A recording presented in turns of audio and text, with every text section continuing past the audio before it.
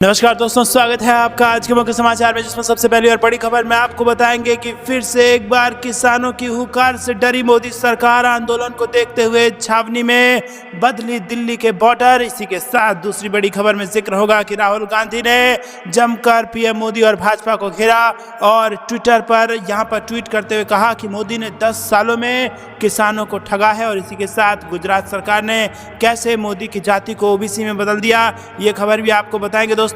खबर में आगे जिक्र होगा कि किसानों के रास्ते में कील काटे बिछाना अमृतकाल है या अन्यायकाल। प्रियंका गांधी ने मोदी सरकार को घेरा।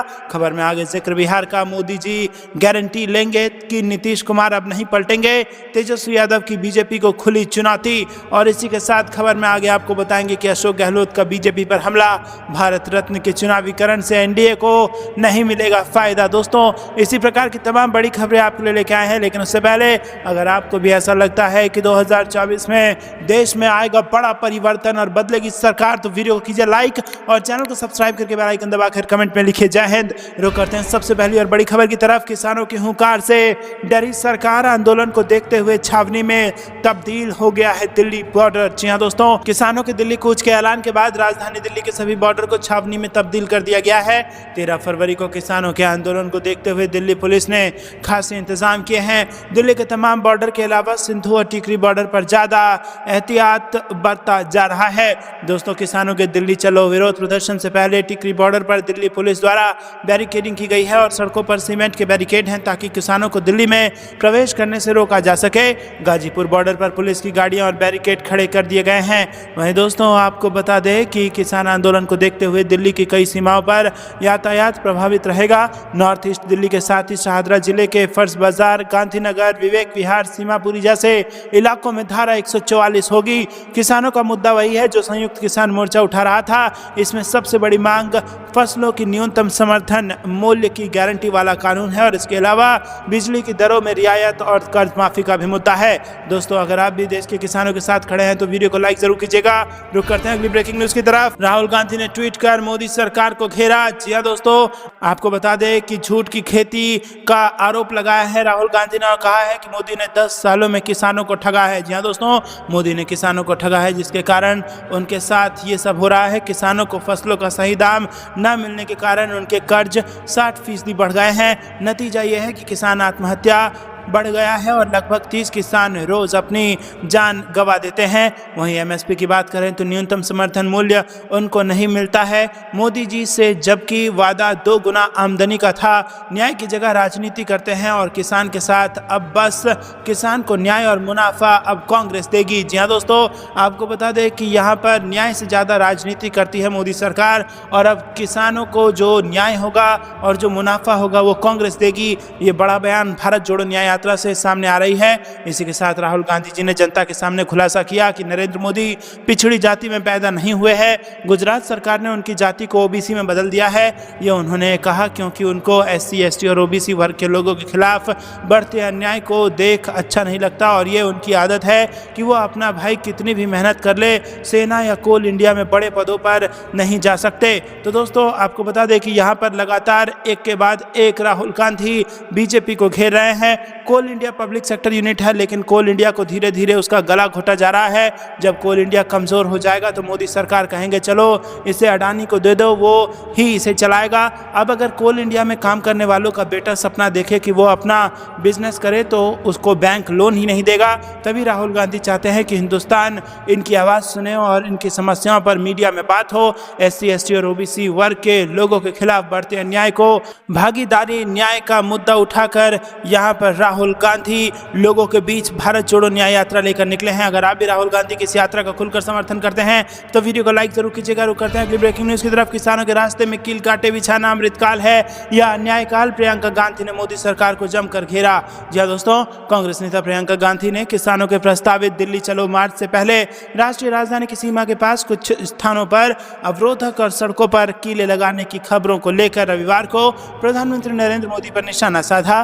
कांग्रेस महासचिव ने किसानों को दिल्ली में प्रवेश करने से रोकने के लिए सड़कों पर बिछाई गई कीलें और कई अवरोधक लगे होने का एक वीडियो सोशल मीडिया मंच एक्स पर साझा करते हुए सवाल किया कि किसानों के साथ इस तरह का व्यवहार क्यों किया जा रहा है। एक अधिकारी ने यहां कहा कि 13 फरवरी को किसानों के मार्च के मद्देनजर रविवार को राष्ट्रीय राजधानी के उत्तर पूर्वी जिले में दंड प्रक्रिया संहिता की धारा 144 के तहत निषेधाज्ञा लागू की गई है, जो बड़ी संख्या में लोगों के एकत्र होने पर रोक लगाती है। लगभग 200 कृषि संघों द्वारा आयोजित मार्च के तहत उत्तर प्रदेश, हरियाणा और पंजाब से बड़ी संख्या में किसानों के मंगलवार को राष्ट्रीय राजधानी की ओर मार्च करने की संभावना है। वाड्रा ने पोस्ट किया कि किसानों के रास्ते में कील कांटे बिछाना अमृतकाल है या अन्यायकाल। इसी असंवेदनशील एवं किसान विरोधी रवैये ने 750 किसानों की जान ली थी। किसानों के खिलाफ काम करना, फिर उनको आवाज भी ना उठाने देना कैसी सरकार का लक्षण है। उन्होंने कहा कि किसानों से किया वादा पूरा नहीं किया, ना एमएसपी का कानून बनाया, ना किसानों की आय दोगुनी हुई। फिर किसान देश की सरकार के पास नहीं आएंगे तो कहां जाएंगे। कांग्रेस नेता ने पोस्ट में कहा कि प्रधानमंत्री जी, देश के किसानों के साथ ऐसा व्यवहार क्यों?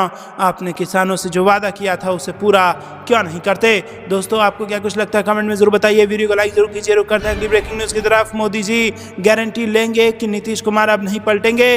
तेजस्वी यादव का बीजेपी को खुला चैलेंज। जी हां दोस्तों, बिहार विधानसभा में नीतीश कुमार ने विश्वास प्रस्ताव पेश कर दिया और अपना पक्ष रखते हुए आरजेडी नेता और पूर्व डिप्टी सीएम तेजस्वी यादव ने नीतीश कुमार पर बड़ा व्यंग किया है। उन्होंने कहा है कि पीएम नरेंद्र मोदी इस बात की गारंटी लेंगे कि नीतीश कुमार अब नहीं पलटेंगे। तेजस्वी के भाषण पर सदन में हंसी फूट पड़ी। आरजेडी सुप्रीमो लालू यादव के बेटे तेजस्वी यादव ने बीजेपी को टारगेट करते हुए कहा कि मोदी की गारंटी वालों इस बात की गारंटी लेंगे कि नीतीश कुमार अब नहीं पलटी मारेंगे।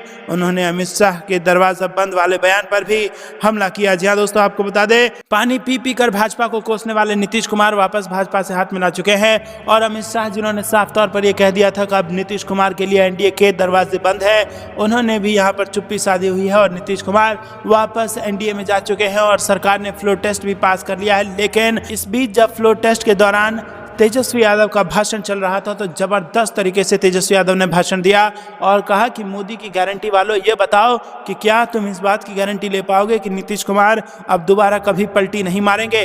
तो दोस्तों, इसके बाद सदन में खूब हंसी उड़ी। तेजस्वी यादव ने कहा कि नीतीश कुमार जी ने पारा बदलने का इतिहास कायम कर दिया है, 9 बार बिहार मुख्यमंत्री बने और इसके लिए उन्हें बधाई। लेकिन एक ही सदन में 3-3 बार मुख्यमंत्री पद का शपथ लिया, यह ऐतिहासिक काम दूसरा कोई नहीं कर पाया। तेजस्वी यादव ने कहा कि जो थके हुए मुख्यमंत्री थे उन्हें अपनी इच्छा शक्ति से दौड़ाने का काम किया। कहते थे कि बाप के यहाँ से पैसा लाओगे, जो नौकरी बांटोगे। हमने अपनी इच्छा शक्ति के बल पर करके दिखा दिया। 70 दिन में 2 लाख नौकरियां दी, मुझे खुशी होगी। अब आप इसे आगे बढ़ाएंगे।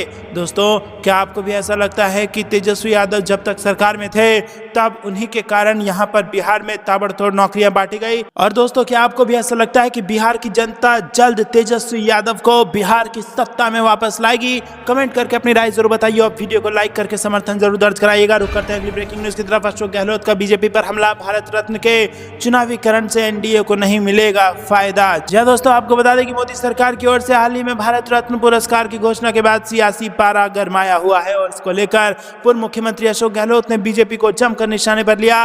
उन्होंने कहा कि चुनावी साल में बीजेपी भारत रत्न पुरस्कार को लेकर राजनीतिकरण करने का प्रयास कर रही है, लेकिन इससे एनडीए को कोई फायदा नहीं होगा। उन्होंने हमला करते हुए कहा कि भारत रत्न सम्मान का चुनावीकरण और राजनीतिकरण करने का उन्होंने आरोप बीजेपी पर लगा दिया। भारत रत्न के मामले को लेकर अशोक गहलोत ने बीजेपी पर हमला करते हुए कहा कि एक साल में अधिकतम 3 भारत रत्न देने का नियम तोड़कर इस सम्मान का चुनावीकरण और राजनीतिकरण किया गया है। इसके अलावा सम्मान की गरिमा भी कम की गई है और ये सब चुनाव में फायदा लेने का प्रयास है। उन्होंने कहा कि मुझे नहीं लगता कि इन फैसलों से एनडीए को कोई बड़ा लाभ मिल सकेगा। वहीं दोस्तों, भारत रत्न पुरस्कार को लेकर गहलोत ने कहा कि भारत सरकार की ओर से 5 विभूतियों को भारत रत्न दिए जाने का हम स्वागत करते हैं। इन विभूतियों के लिए हमारे दिल में अथाह सम्मान है और उन्होंने देश के लिए अतुलनीय योगदान किया है। लेकिन फिर भी गहलोत ने चुनाव साल में 5 विभूतियों को भारत रत्न देने पर उन्होंने मोदी सरकार के फैसले पर सवाल खड़ा किया है। उन्होंने भारत रत्न का सम्मान का चुनावीकरण और राजनीतिकरण करने का आरोप लगाया है। तो दोस्तों, क्या आपको भी ऐसा लगता है कि साल में 3 भारत रत्न दिए जाने के नियम को तोड़कर यहां पर भारत रत्न सम्मान का चुनावीकरण और राजनीतिकरण किया है भाजपा ने। कमेंट में जरूर बताइए। वीडियो को लाइक नहीं किया तो लाइक जरूर कीजिएगा। रुक करते हैं अगली ब्रेकिंग न्यूज की तरफ। मंगलवार से जेल भरो आंदोलन शुरू करने की चेतावनी, भारतीय किसान यूनियन पदाधिकारियों ने सौंपा ज्ञापन। जी हां दोस्तों, सिवनी मालवा तहसील कार्यालय में भारतीय किसान यूनियन पदाधिकारियों ने सोमवार दोपहर महामहिम राज्यपाल के नाम एक ज्ञापन नायब तहसीलदार नितिन राय को सौंपा।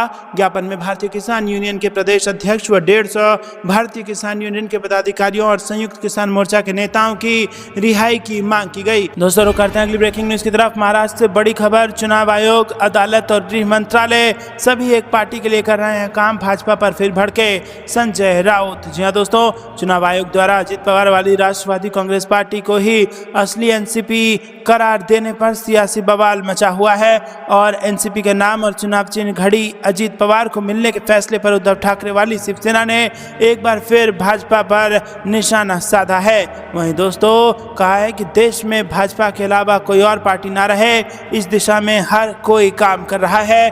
उद्धव ठाकरे के नेतृत्व वाली शिवसेना के नेता संजय राउत ने कहा कि शिवसेना के साथ जो हुआ वह एनसीपी के साथ हुआ है और ऐसा होता है कि कोई 10-12 लोगों को अलग ले जाए और कहे पार्टी हमारी है। क्या किसी देश में कुछ लोग हथियार लेकर घुस जाएं और बोले ये देश हमारा है तो ऐसा होता है क्या?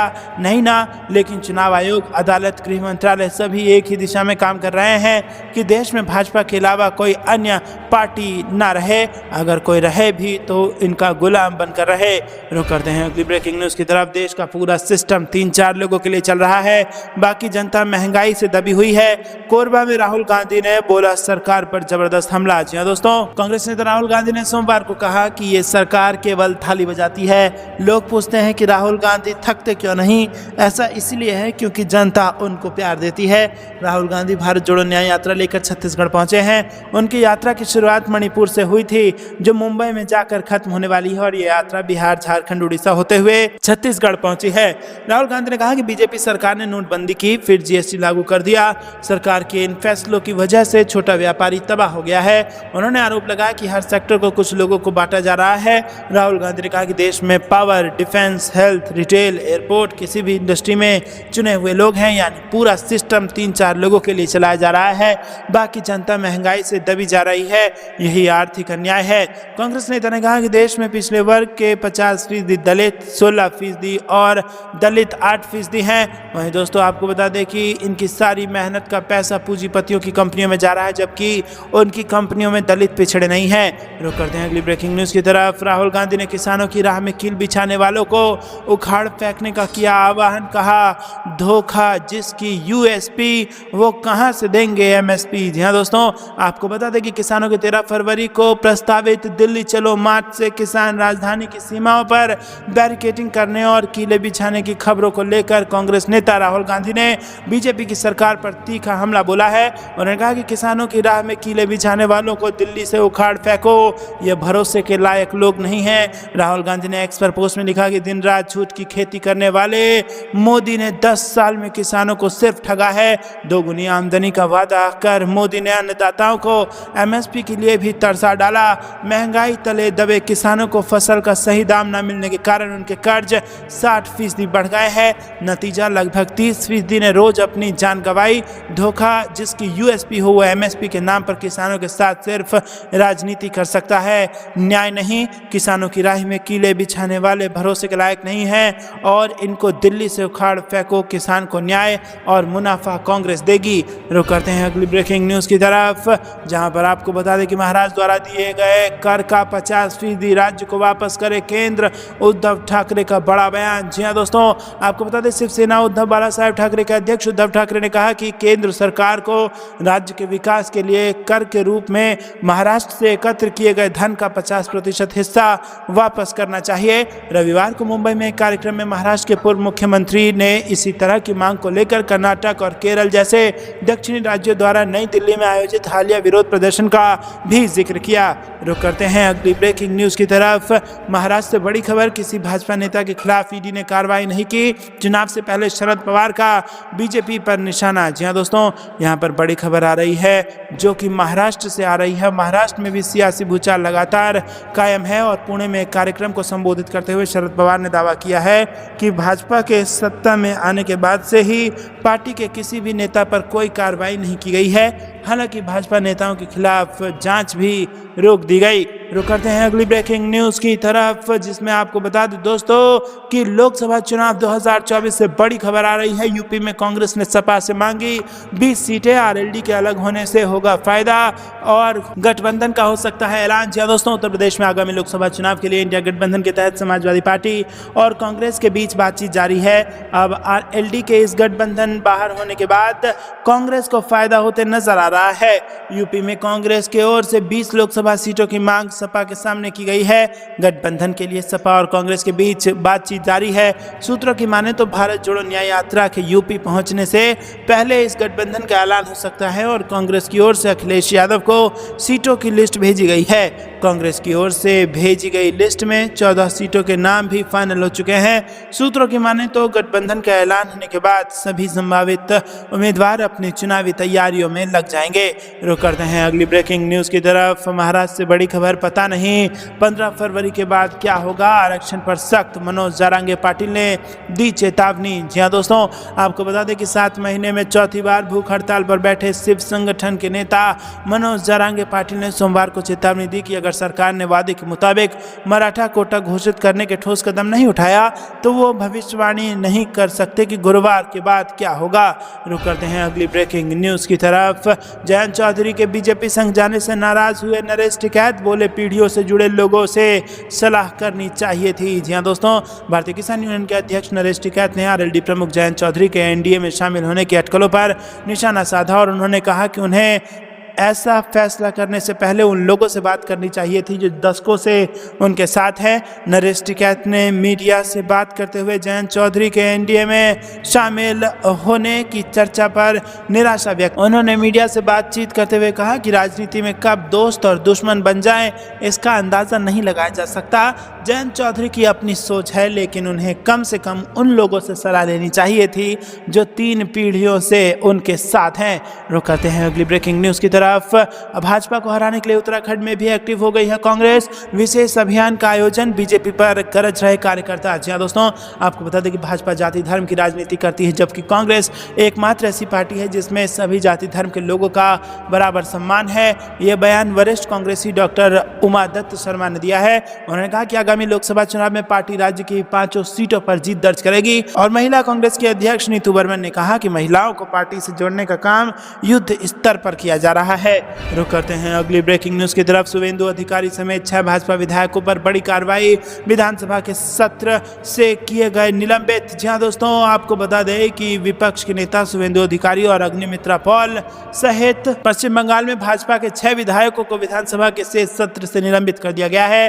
भाजपा नेताओं पर विधानसभा के अंदर गलत व्यवहार करने पर कार्रवाई हुई है। उन्हें राज्य विधानसभा के नियम 348 के तहत निलंबित कर दिया गया है। निलंबन के बाद शुभेंदु अधिकारी ने कहा है कि भाजपा महिलाओं के सम्मान के लिए आवाज उठाती रहेगी।